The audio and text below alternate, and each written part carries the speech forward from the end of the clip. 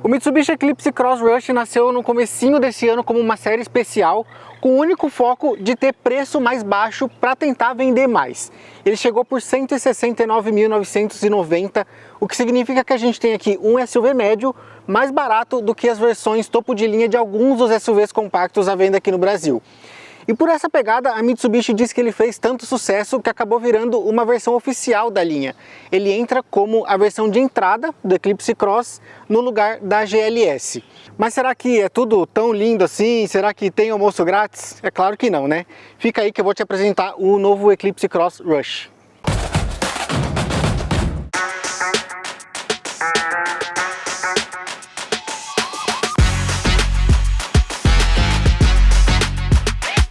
Mas primeiro eu vou te fazer aquele meu clássico pedido para você se inscrever aqui no nosso canal e ativar o sininho para ser avisado sempre que a gente publicar um vídeo novo. Para ter acesso a tudo que a Quatro Rodas faz, é só você apontar o seu celular por QR Code que aparece aqui do lado ou clicar no link que está na descrição desse vídeo e fazer sua assinatura. Não esquece também do nosso aplicativo que está disponível para Android e para iOS, lá também tem tudo que a gente faz e tem o nosso acervo digital com todas as edições de Quatro Rodas desde 1960. Só que para chegar a esse preço, o Eclipse Cross Rush passa por uma dieta nos equipamentos em relação à versão imediatamente acima, que é a HPE e custa R$ 185.990, ou seja, R$16 mil de diferença.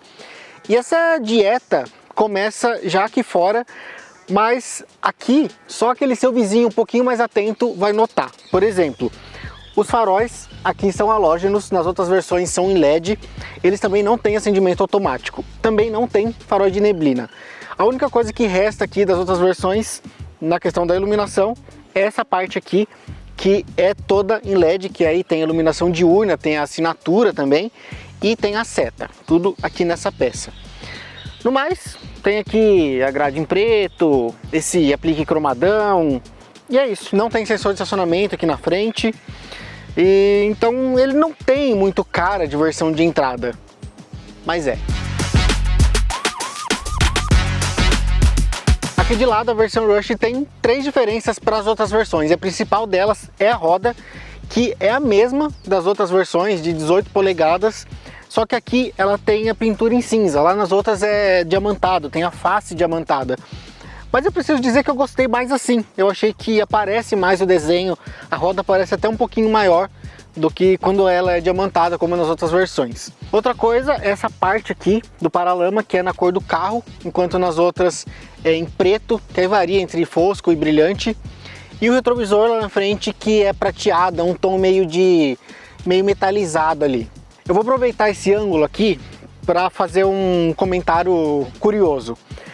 Parece que o Eclipse Cross é menor do que um Compass, que um Corolla Cross, né? Mas não, ele é maior. Ele tem 4,54 m de comprimento, enquanto o Compass tem 4,40 e o Corolla Cross tem 4,46. Só que o entre-eixos é menor. Aqui tem 2,61, enquanto no Compass e no Corolla Cross tem ali perto de 2,64. Aqui atrás não tem nenhuma mudança drástica, as lanternas continuam iluminadas por LEDs, tem aqui o logotipo Rush, né, da versão, e é isso, mas tem uma derrapada. Ele tem câmera de ré, mas não tem sensor de estacionamento, como lá na dianteira. Então assim, é uma versão de entrada, mas ainda é um carro de R$170 mil e não ter sensor de estacionamento talvez seja um pouquinho demais. Agora falando de porta-malas, ele tem 473 litros, é mais do que os 440 do Corolla Cross, mas um pouquinho menos que os 476 do Compass. Também um pouquinho menos do que os 475 do Renault Duster, que é o que mais se aproxima dele ali entre os SUVs compactos. Bom, dito isso, agora vamos ver como que é lá dentro do Eclipse Cross Rush. Aqui atrás o espaço é suficiente, eu tenho 1,75 ali arredondado, o banco da frente está ajustado para mim, tem uma boa sobra aqui, mas também nada muito de sobra, mas também longe de estar apertado, é de novo suficiente. O túnel central aqui também não é tão alto, não vai incomodar tanto. Para acomodar 3 pessoas aqui, talvez a principal preocupação seja o espaço lateral, porque o Eclipse Cross não é um carro largo, né? Aqui para mim o que incomoda é a altura desse banco, porque ele fica bem mais alto em relação ali o da dianteira, os da dianteira, né? Isso para quem tem um pouquinho mais do que eu aqui de altura, quem tem 1,80 ali talvez já raspe a cabeça, porque é uma posição realmente bem alta. Isso acontece em outros carros, mas nesse daqui eu senti especialmente alta. Aqui no meio não tem USB, só tem aqui uma portinha 12 volts, não tem saída de ar-condicionado aqui no console central, mas tem dutos ali embaixo dos bancos dianteiros que jogam o ar de lá aqui para a traseira. E é isso, tem um porta-objetos bem pequenininho aqui na porta, que cabe um celular só, e é só mesmo, não cabe mais nada. E é isso, vamos lá para frente agora.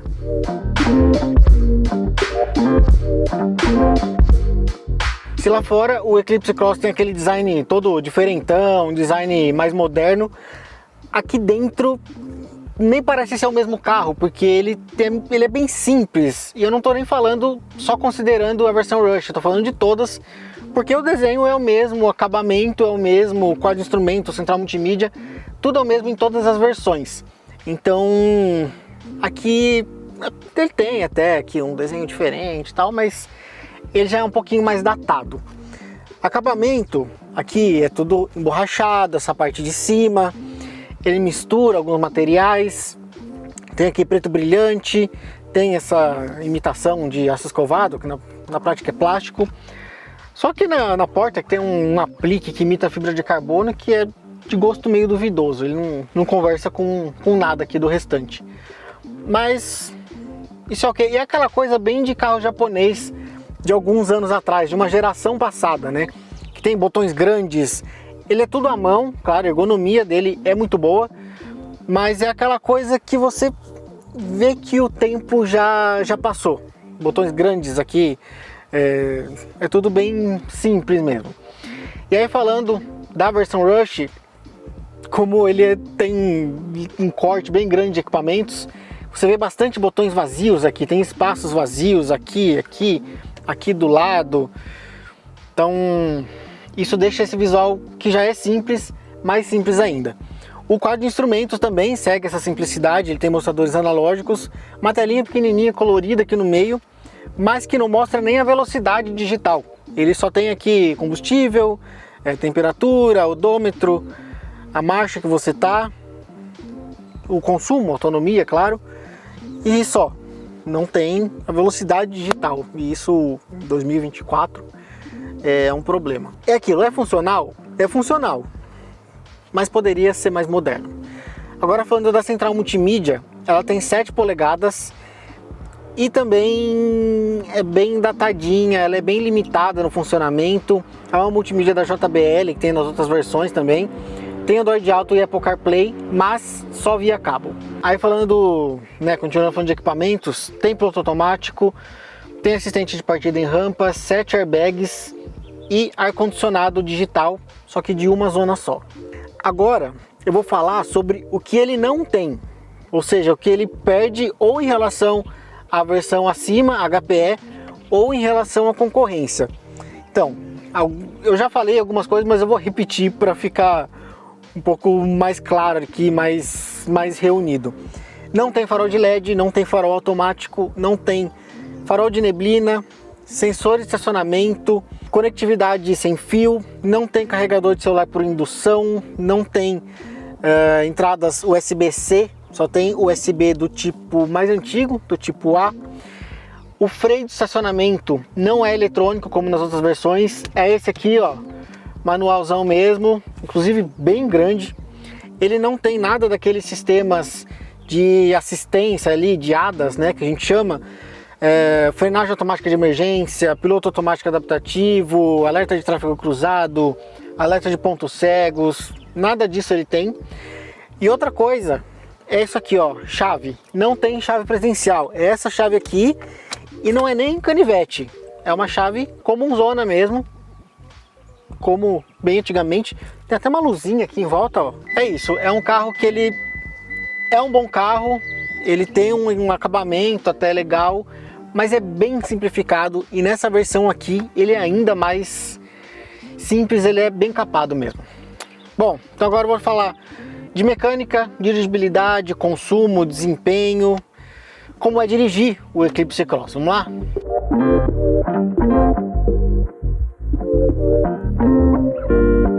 O Eclipse Cross Rush tem o mesmo motor das outras versões, que é um motor 1.5 turbo a gasolina de 165 cavalos de potência e 25,5 kgfm de torque.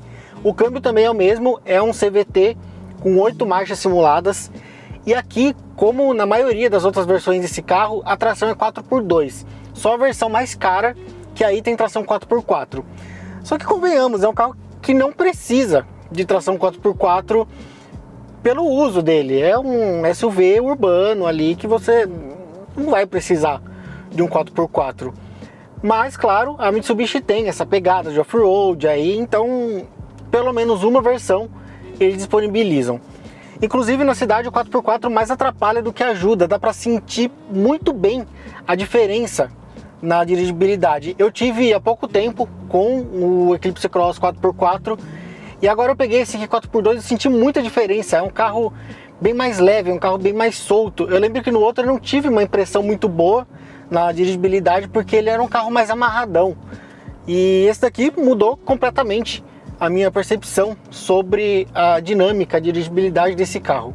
No desempenho, a Mitsubishi declara o mesmo 0 a 100 para todas as versões, eles declaram 11,1 segundos, mas é notável que esse carro aqui com tração 4x2 é mais rápido sim do que o topo de linha com tração 4x4. Mas é claro, não dá para falar que é um carro que tem alguma pretensão esportiva, que nossa, que acelera muito, que anda muito. Não, ele é o suficiente, de novo, é um 0 a 100 em 11 segundos. Então não vai te dar uma emoção, só que também não vai te fazer passar raiva. Ele anda bem, o câmbio ajuda bem nas acelerações, não é aquele câmbio que vai ficar esgoelando, que vai segurar o carro no desempenho. Não, nada disso. É um desempenho muito suficiente, principalmente no urbano. Você sente a velocidade crescer ali sem muito esforço. O consumo também é bom, de acordo com os números oficiais ali junto ao Inmetro, são 10,9 km com litro na cidade e 11,9 na estrada. Não tem nada muito espetacular. Na cidade é um pouquinho melhor assim na proporção, mas ainda assim são números bons. O que deixa esse carro com uma autonomia bem legal é que o tanque dele é grande, são 60 litros. Então isso ajuda bastante, principalmente em viagens mais longas ou mesmo na cidade ali, para você fazer menos paradas nos postos de gasolina. Agora falando sobre dirigibilidade, é um carro muito agradável de se dirigir, ele é um carro leve, a direção aqui ela é bem levinha, ela tem até um quesinho de esportividade no acerto, lembrando o carro não tem vocação esportiva, mas a direção tem uma pegadinha aqui bem boa, e a suspensão vai por esse mesmo caminho. A suspensão desse carro é muito boa, porque ela absorve bem as irregularidades do solo, só que ela não é molenga, muito pelo contrário, só que ela também não é dura. É um acerto intermediário ali que você vai ter conforto, ela vai absorver as irregularidades sem passar pancada aqui para a cabine, só que ao mesmo tempo não vai balançar, não vai pular, tem ali a sua rigidez. Então isso é muito bom para a cidade, para curvas. Esse carro faz curva muito bem, até em velocidades um pouco mais altas, você não sente a carroceria rolar, que é uma das características da construção mais sólida, né, dos carros da Mitsubishi. Dá para sentir muito bem isso aqui, é um carro bem sólido, é um carro bem robusto, que você não sente carroceria rolar para nenhum lado, não sente nenhum tipo de torção excessiva. O isolamento acústico dele também é bom, você não escuta tanto o motor, não tem tanto barulho de vento. A única coisa que me incomodou um pouquinho nesse carro é que não é que a posição dele seja ruim, é uma posição ok, me lembra até um pouquinho de minivan, assim, uma coisa alta, você sente, você tem o volante aqui um pouquinho mais para baixo, mas me causa estranheza como a gente fica sentado mais alto do que a janela aqui, por exemplo. Eu não sei se a janela que é baixa, se o banco que é alto, então isso me causa algum incômodo, mas não é a posição de dirigir. A posição de dirigir eu acho bem ok. No geral é um carro bom de dirigir, é um carro com uma pegada agradável que não vai te cansar no dia a dia. É um carro super agradável mesmo ali, principalmente para condução urbana. Na rodovia ele também vai muito bem, claro, mas a pegada dele é bem urbana.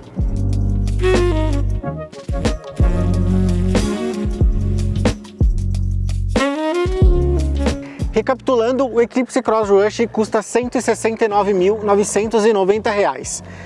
Aparentemente é um bom preço se a gente for considerar que algumas versões do HR-V, do Renegade, do Tracker passam disso, são mais caros do que isso e são SUVs compactos, enquanto aqui a gente tem um SUV médio.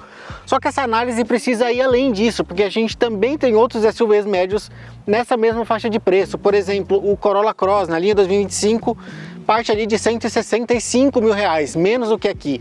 Também tem o Tiggo 7 Sport, que fica abaixo dos R$ 140 mil, está perto dos 135 mil.